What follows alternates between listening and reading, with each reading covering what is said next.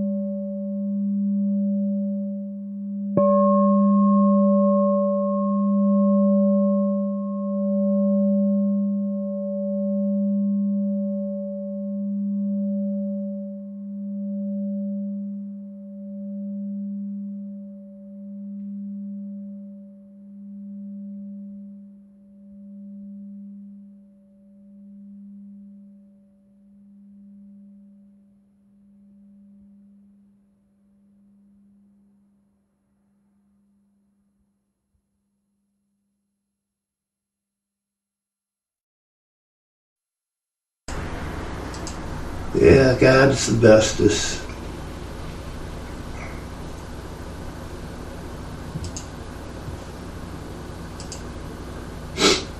This week, what am I going to talk about? Let me think. Was it?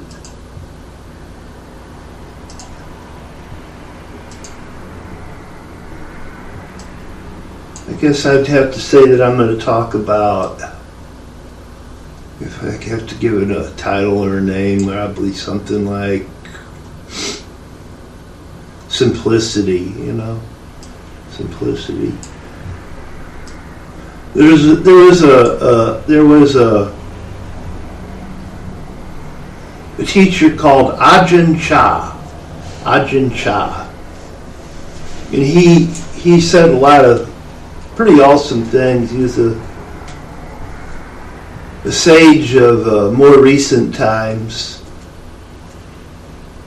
I believe he's passed away, but one of the things he said during his lifetime to his disciples was,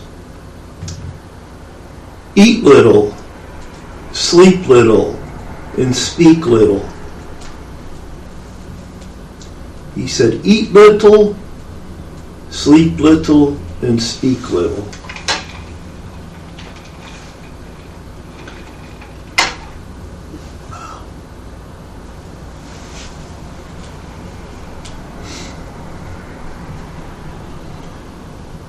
And sometimes when we say a little,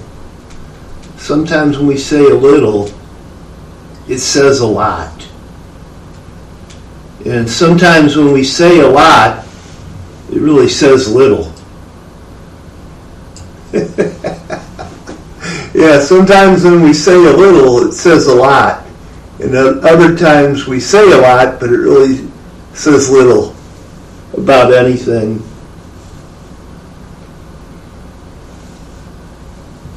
But I like what he said. He said, eat little, sleep little, speak little. He simply said little. He simply said little. He did not say eat a little less. He didn't say eat a little more. He didn't say sleep a little less. He didn't say sleep a little more. He didn't say speak a little less. And he didn't say speak a little more. He simply said little, little.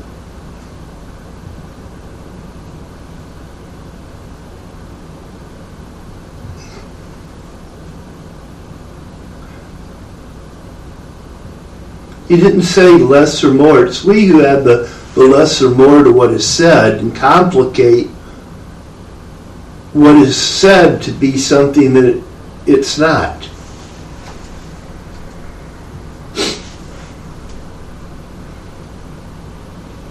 Sometimes I wonder what it would be like if we simply heard what people said rather than interpreting it and making judgments about it. If we could just let people have minds of their own, if we could just let people speak their own minds rather than trying to speak and think for other people.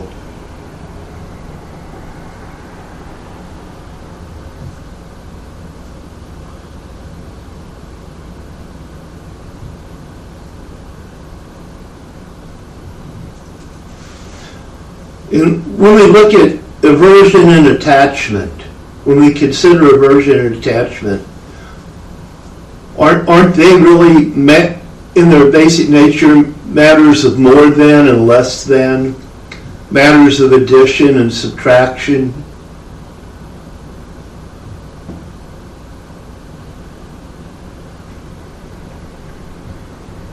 And we fail to see the balance, the homeostasis, the equanimity of what is as it is.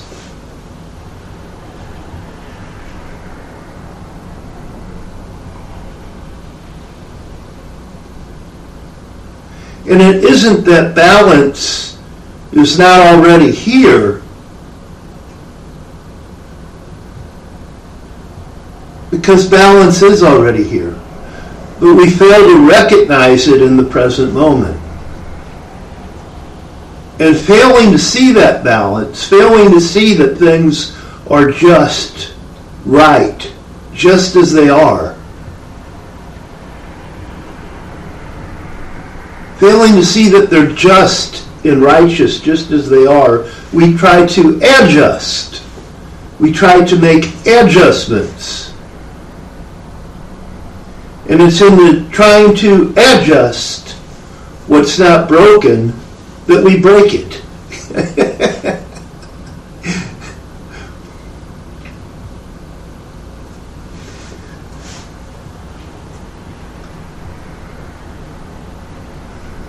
We, in our thinking that the world revolves around us, we see our input, we see our knowledge, we see our beliefs and our opinions as altogether indispensable.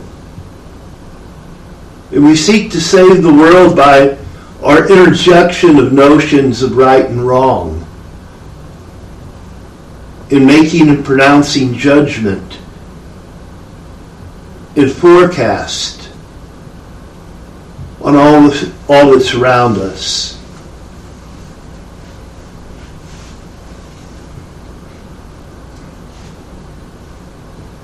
And when we do that, we never know a world that is in time, in synchronicity with itself. We never know the world that's in time and in synchronicity with itself when we're passing judgments and making forecasts, because we're always imposing our own time on it. We go faster, slower, we say. Take it easy. Hurry up. And such demands lead to the neglecting of duties that are appropriate for the time, such as to be the Good Samaritan, to take time to do that. Or they, on the other way, they tend to make us engage in inappropriate behavior for that time, such as road rage, which comes out of the notion many times of time, being in a rush.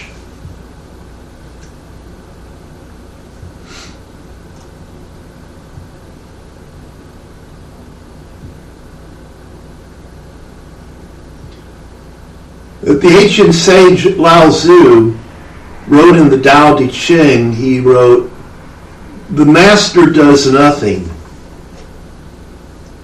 yet nothing is left undone." The master does nothing, yet nothing is left undone. Lao Tzu's seen something, I believe. He said he's seen that things are done as they appear. They're complete in and of themselves.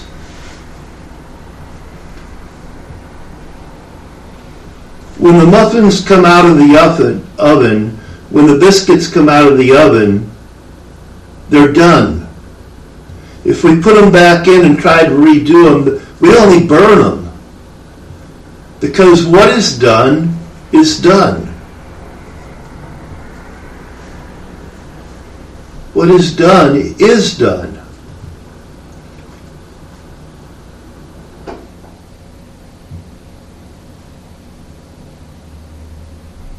And what is here has already been here. What is here has already been done.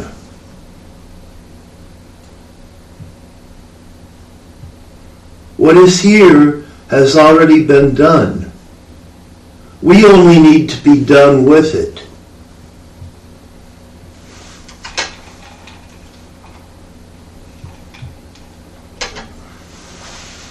We only need to be done with it, not trying to change what is already done, obsessing with notions of things being done wrong.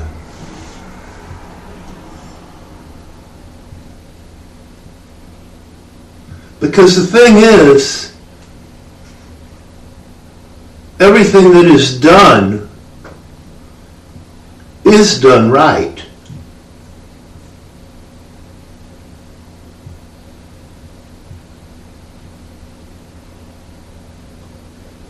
What's done is done right. We need to be done with what's done with.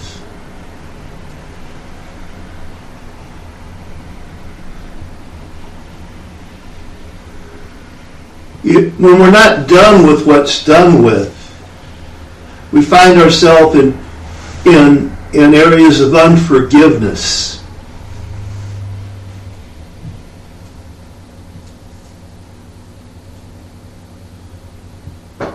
Which manifest in the form of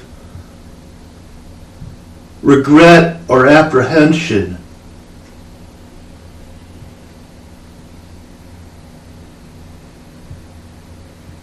But when we can see that things are done right, then we can simply let things be. We can stop pushing and pulling and biting and clawing and ignoring and attacking, and just simply love what's here. And just simply love what's here. Just simply love what's here. What a way to live. What a way to be. Just simply loving what's here.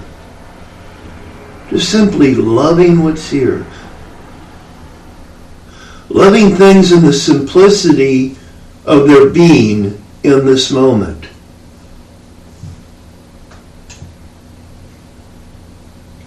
For what is here is all that you can love. What else is there to love?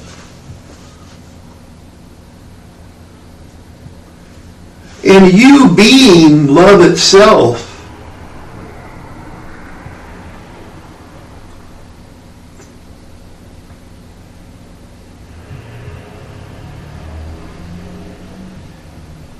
are only really real by loving what's here.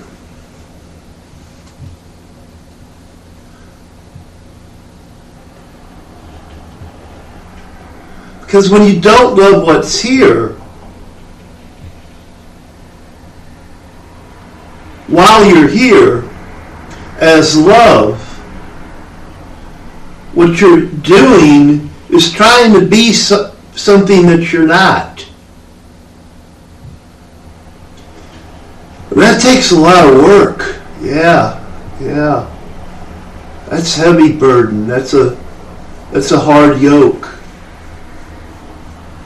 It's a hard row to hoe, as they used to say. Takes a lot of work to be what you're not. Trying to struggle to be something that you're not. It's hard to hate. It's hard to have bitterness. It's hard to be obstinate. It's hard to be stubborn. And people wear themselves out by their opposition to the actuality that the moment brings to them. For what the moment brings to you is the opportunity to be yourself by loving what's there. To enter into that rest that comes with the authenticity of who you really are, manifest by your loving what's here.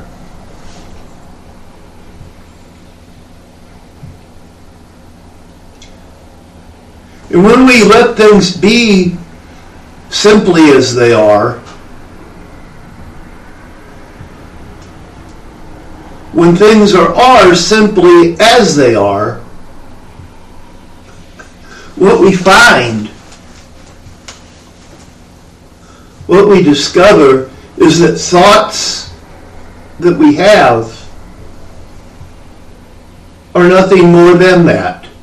Thoughts are merely thoughts. We find that feelings that we do have are merely feelings.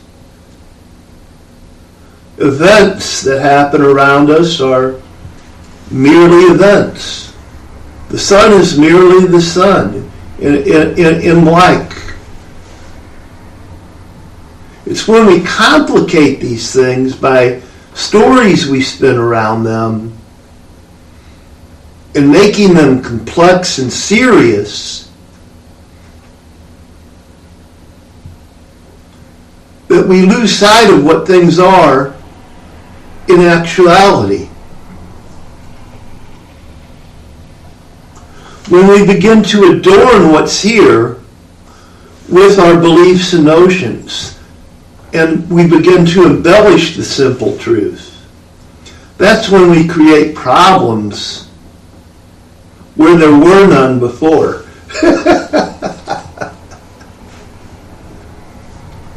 We make to be what is not with our imaginations.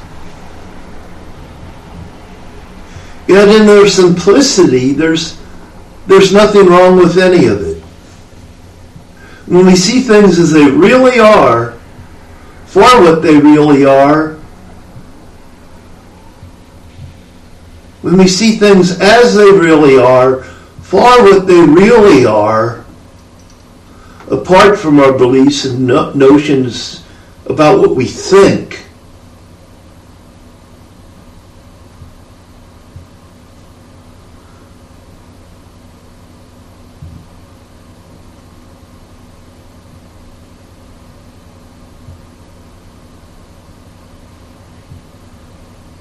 then we find that there's really nothing wrong with them.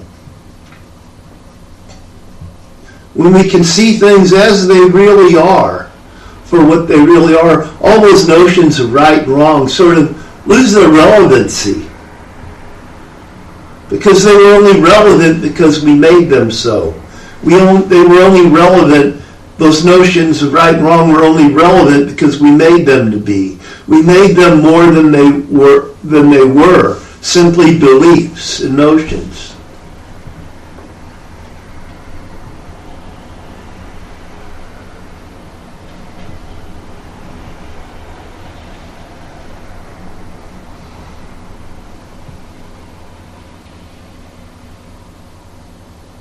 But when we let things be simply what they are, we see things differently, don't we?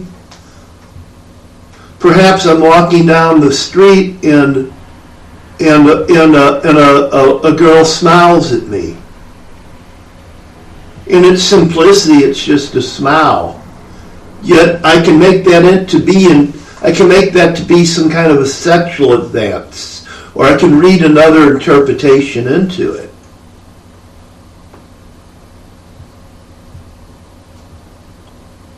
But a smile is just a smile. A frown is just a frown. Forms of admiration or forms of disdain.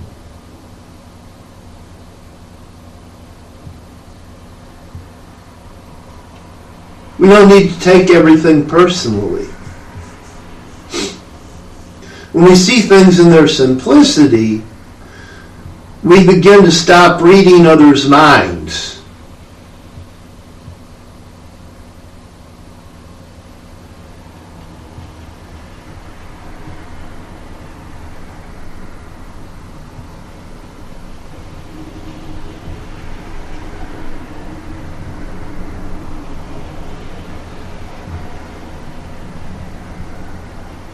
We can let things just be what they are without forecasting or making judgments. And we begin to find a freedom in our abandonment of those fabrications and those confabulations that the mind and ego put together. And there's great liberation in simplicity. There's great liberation in eating little, sleeping little, speaking little, as Ajahn Chah said. We find that little is enough. We find that little is enough through our practice.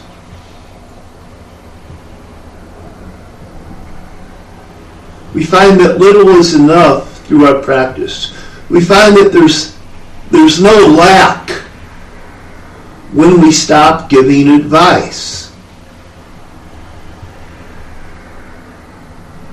People and events flow in synchronicity when we stop trying to give advice, trying to change the world from being something other than what it is.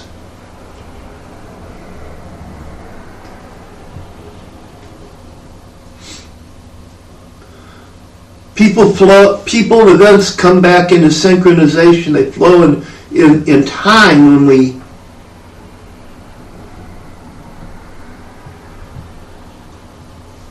stop trying to save the world from being something other than what we imagine is right.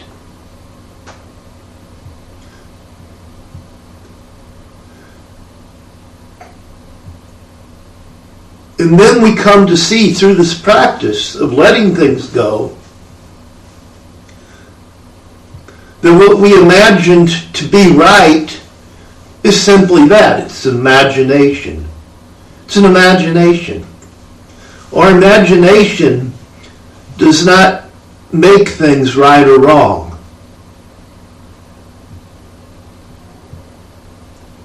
Because the imagination is merely an imagination. Just a belief, a notion. Nothing more than that.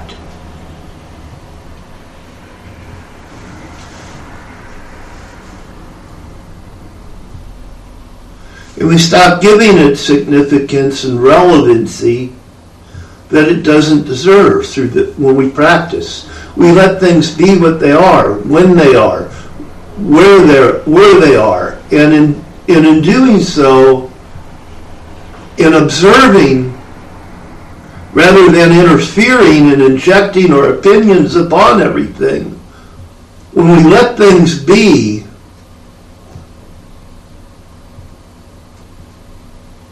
we find that they simply become right in and of themselves.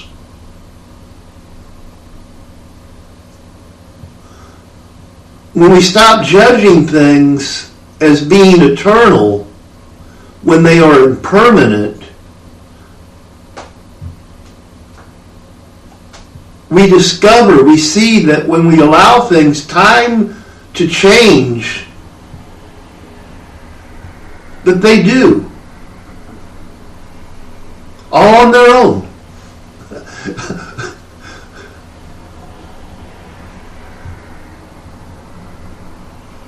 We learn to stop slapping a tag or a definition on what we see in this moment,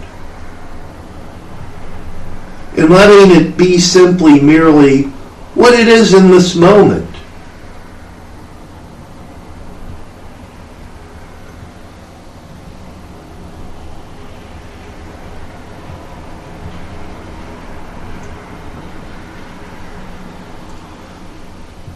Your perception of what this moment makes things to be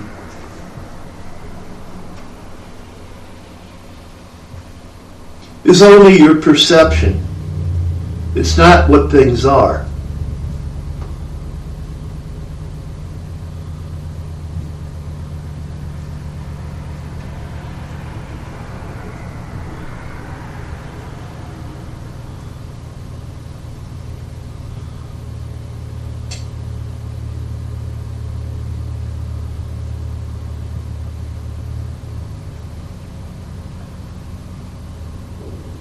When we allow impermanence to do its work, to transform things over time,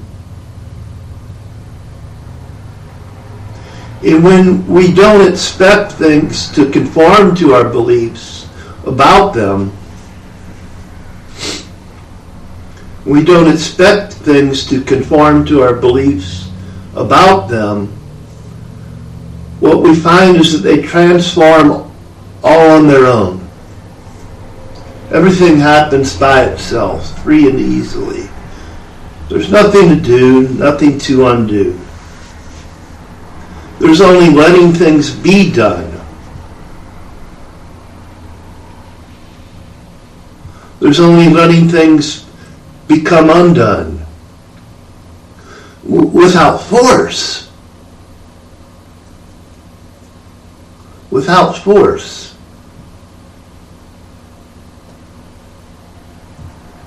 And we begin to cease to war with the world.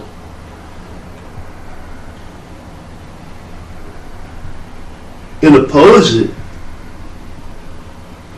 We rather start to let the world be what it is.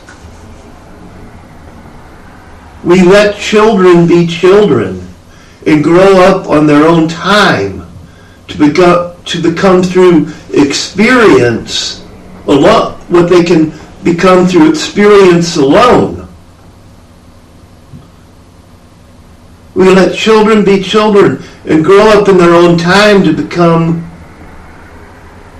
what experience alone can make them to be.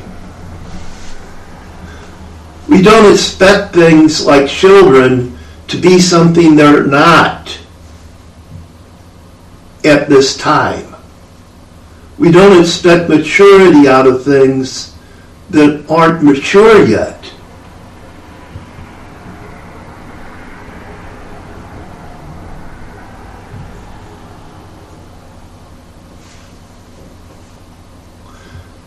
When we can just let things be what they are, we can allow children time to be children, for an example. And this can be anything, not just children. But you can apply this to anything. But letting things be what they are. In giving them time and space to become,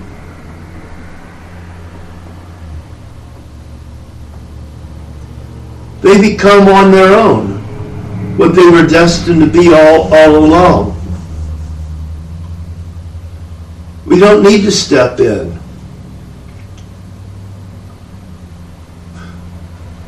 The problems happen when we step in and try to force our beliefs and notions on things. But we find that things flow when we stop stepping in, and just rather than stepping in, just sort of step out of the way and let life play itself out. We find that water will find its own humble abode when we just let it flow there. When we don't try to hinder the flow, nature itself brings things to fill up from the bottom up. Nature itself brings things to fill up from the bottom up, rather than the top down.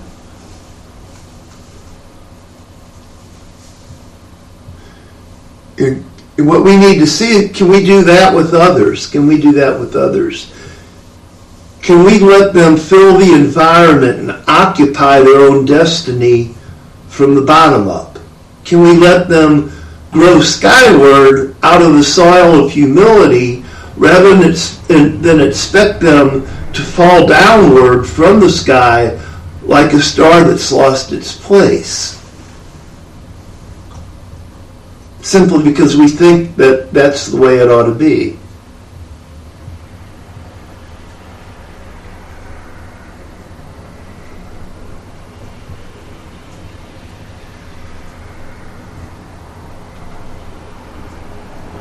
But things don't work like that.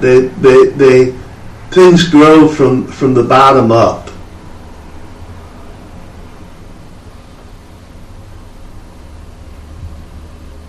And so that's our practice. And if we want to become the master, we become the servant. And in preparing the way by being the servant, when we prepare the way for things to be, then those things come into being. We don't try to force them into being.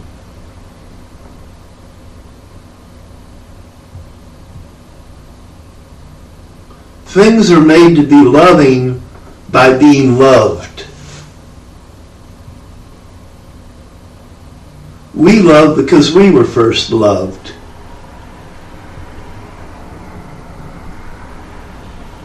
Love isn't something that you can force to be.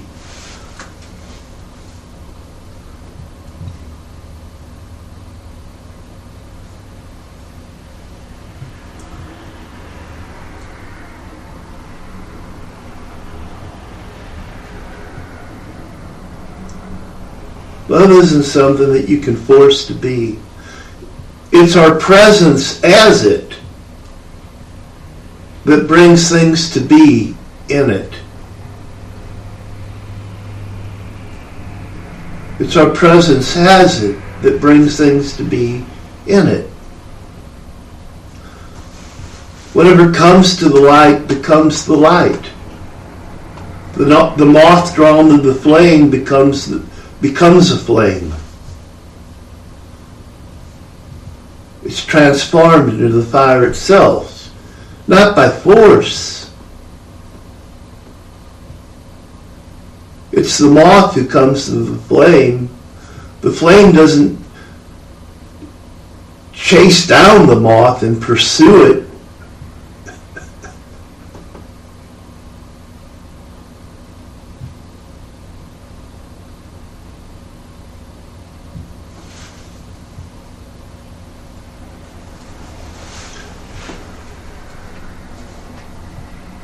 And if you can simply, really very simply, just merely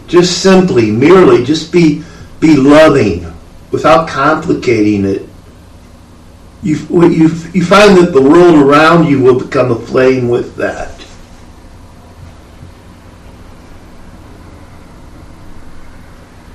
The world that you're in is made to be loving by your presence in it as the love that you are. As one said, everything is wet in the ocean.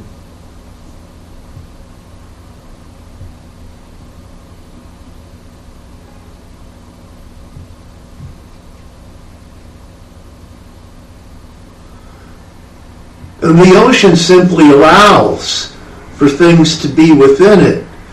That's what allows them to be wet. Because the ocean itself is wet.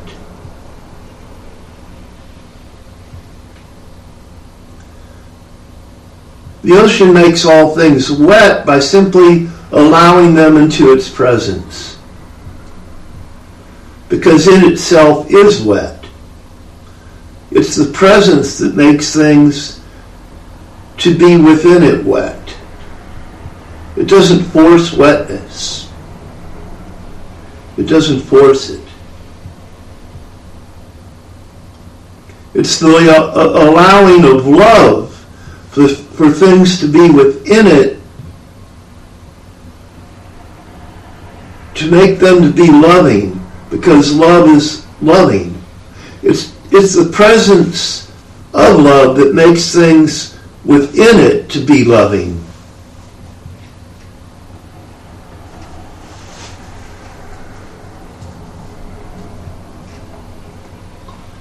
So in a sense, we could say what you allow in your presence becomes what you are. What you allow into your presence becomes what you are.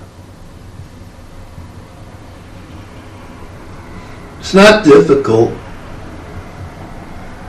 Because presence is neither hard nor easy. Presence isn't soft or hard. Presence just is. The isness of what is, the wetness of the ocean, the warmth of the sun, the essence of the rose, the coldness of the snow, the isness of what is.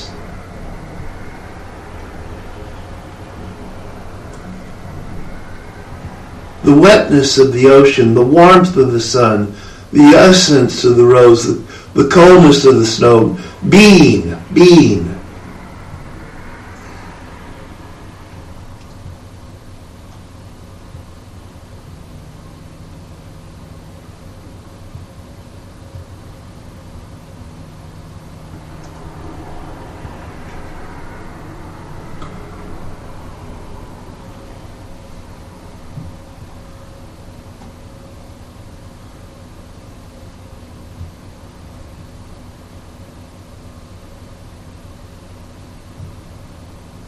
It's what you are that you always were.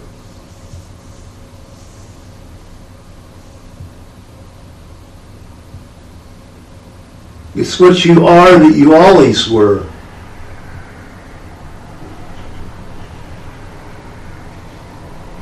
It's what you are that you always were.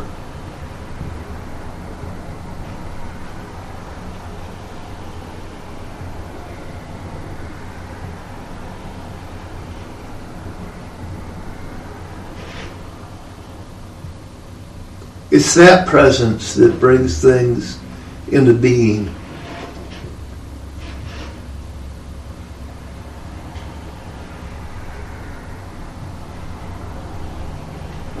Because being that's manufactured, being that is manufactured isn't eternal. It lasts only for a moment. And then it comes apart. Being for a time. Being for a time.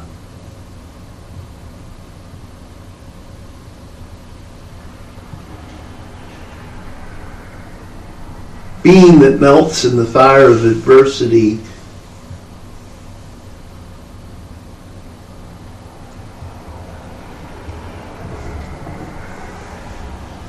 Isn't the true being.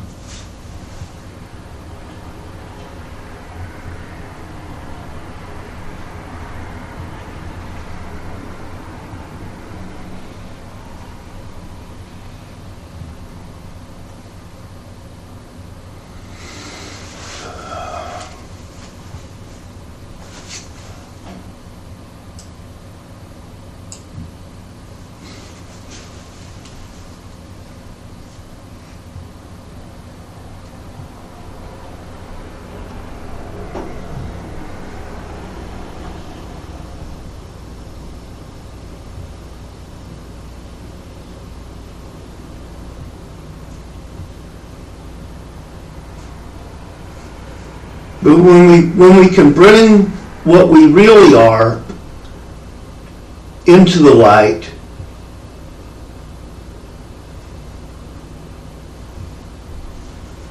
then we can bring the light that we are into the consciousness of the world. Because being consciousness, we can bring it. We can bring consciousness, awareness, awakening, mindfulness to the world that we're in, to the environment that we're in, into this realm of space and time, into this place that we're in.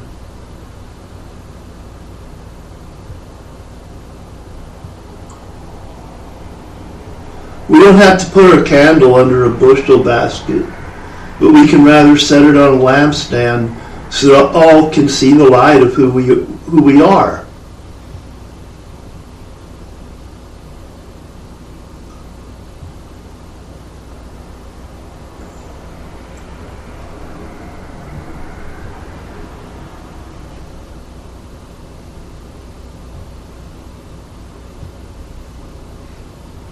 And that's enough just to be obvious.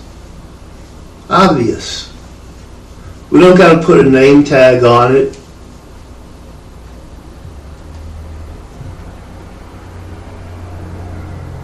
We can just simply be it. It's enough just to be it. We don't need the name tag. We don't need the definition. We can be like the sun and just shine shamelessly, indiscriminately. We can shine like that. We can shine without discrimination. We can shine without shame. We can shine with this heartfelt awareness of belonging to this moment. We can shine with this heartfelt awareness of being right where we're at. Right when we're there. Right as we are.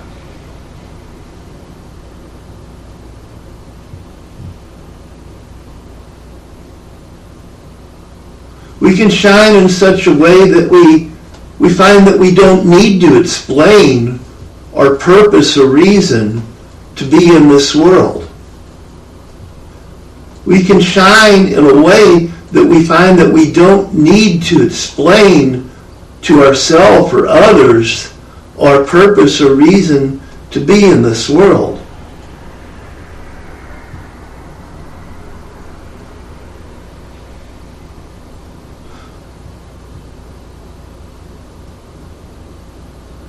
Because we begin to realize that who we really are is beyond purpose or reason to be. Who I really am isn't here as a result of causation.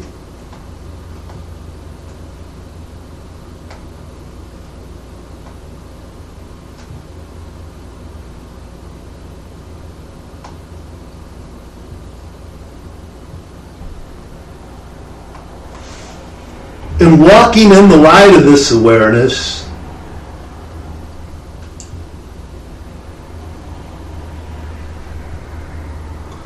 I find that I don't need to defend my being.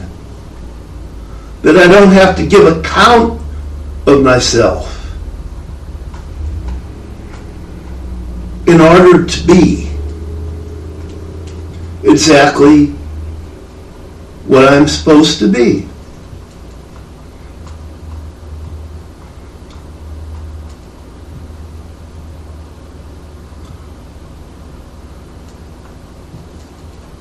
Being beyond purpose and reason, I become like the wind. You don't know where it comes from or where it goes to, but you can hear the sound of it. Being beyond purpose and reason, I find that I'm not merely a means to some end. I'm not merely a way or a manner to obtain something. I'm not this destination to come to, but I'm rather the journey itself.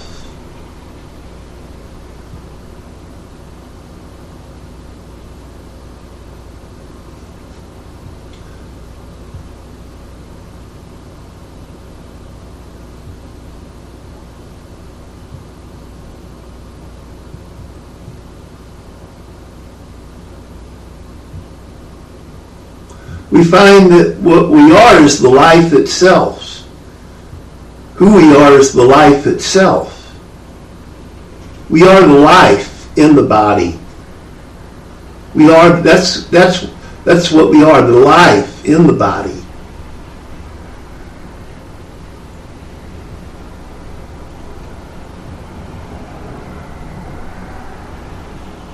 It's not something that we have. Not something to be grasped, but it's what we are. It's what we are. Life is something that you are.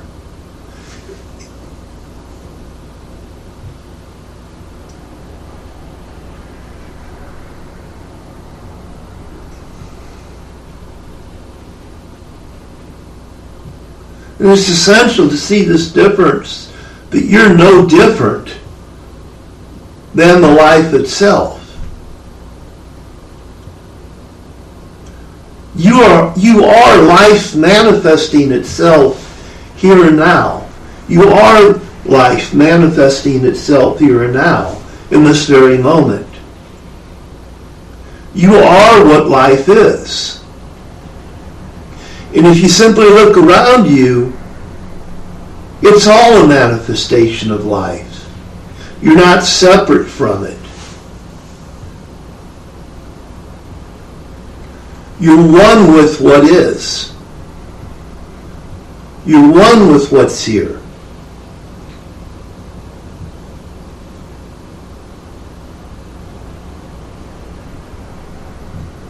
It's all one body of creation. This is all one great, extraordinary expression of life itself. All of it.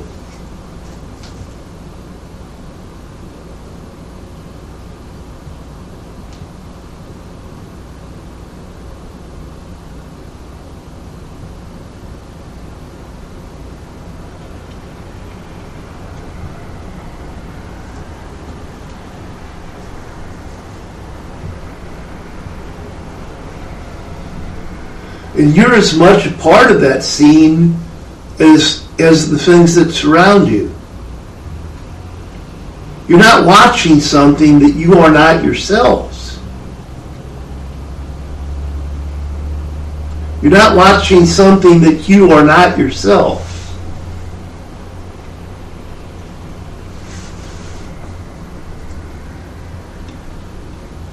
It's almost like life is saying, relax, relax, little raindrop. Relax, relax, little raindrop. You're the very ocean you're falling into. Relax, relax, little raindrop. You're the very ocean you're falling into. Relax, relax, little star. You're the very sky you're falling from.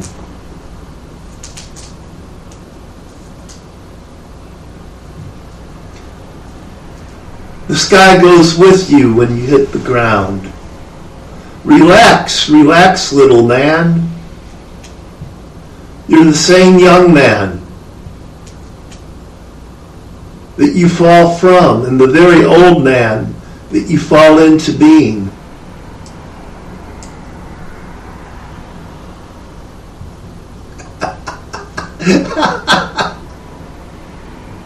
You're not really young or old. You're eternal. You're timeless. You're beyond young and old. Beyond that.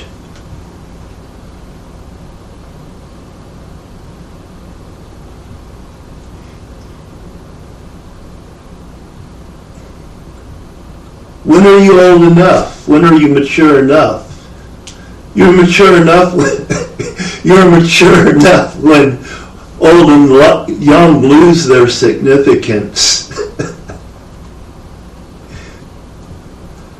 When you're young enough, you are enough.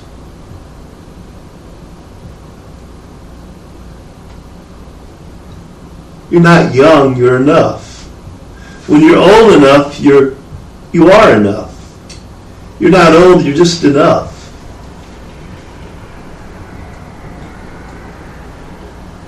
And enough is enough.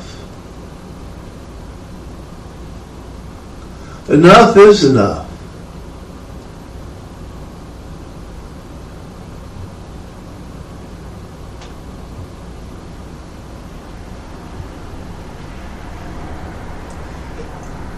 And what you are is enough. What you are is sufficient. What you are is complete.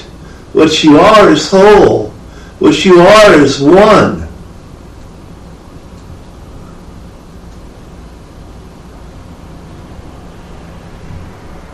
What you are is simply enough. What you are is simply enough.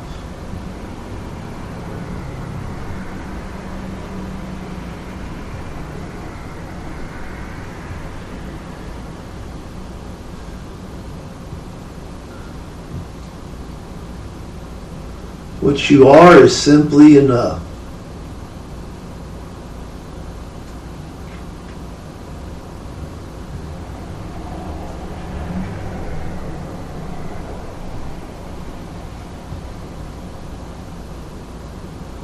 And that's quite a bit. When you consider that what you are is everything.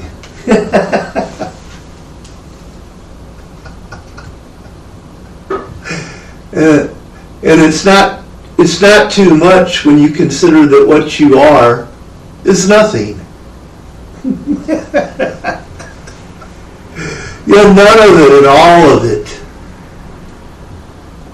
And you are enough. You're simply enough.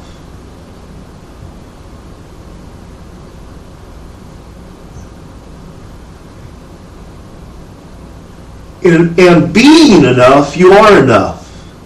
You're enough. You're enough.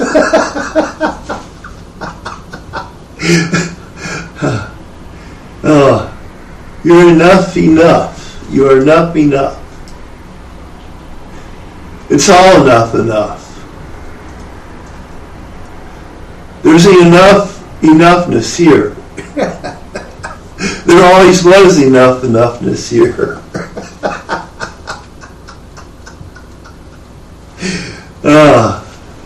There always was enoughness here.